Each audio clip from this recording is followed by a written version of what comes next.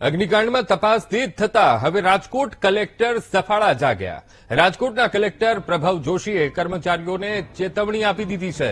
ભ્રષ્ટાચારને લઈને મળેલી 2-3 ફરિયાદ બાદ ચેતવણી આપી. કચેરીમાં બિનખેતી અથવા અન્ય ફાઇલ પાસ કરાવવા ભ્રષ્ટાચાર કર્યો તો ખેર નથી તેમ કહ્યું. વધુમાં કહ્યું કે કોઈના નાણાં લીધા હોય તો પાછા આપી દેજો.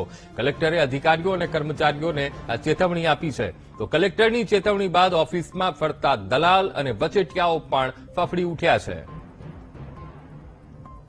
તો આજ મુદ્દે સંવાદદાતા ભાવેશ ફોનલાઈન પર. ભાવેશ, અગ્નિકાંડમાં તપાસ તેજ થતા હવે કલેક્ટર સફાળા જાગ્યા છે અને કલેક્ટર પ્રભવ જોશીએ કર્મચારીઓને ચેતવણી આપી દીધી છે. ભાવેશ, જી અંકુર, જે પ્રમાણે રાજકોટમાં અગ્નિકાંડ થયો છે અને 27 લોકોના મોત થયા છે, ત્યારે હવે આ મામલે પોલીસ દ્વારા તપાસ શરૂ કરવામાં આવી છે. ત્યારે બીજી તરફ આ સમગ્ર મામલે હવે કલેક્ટર છે તે પણ એક્શન મોડમાં જોવા મળ્યા છે.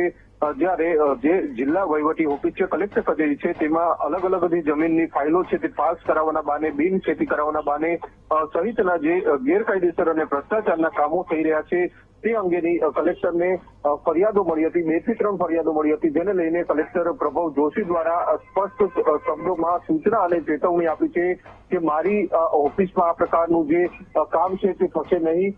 જ્યારે કોઈએ પણ આવા કોઈ નાણાં લીધા હોય તો તે પાછા આપી દેજો. અહીંયા આવું કોઈ પણ પ્રકારની ગેરરીતિ થશે નહીં. આ સ્પષ્ટ શબ્દોમાં પ્રભવ જોશી છે કલેક્ટર, તેમના દ્વારા અધિકારીઓને અને કર્મચારીઓને કહેવામાં આવ્યું છે.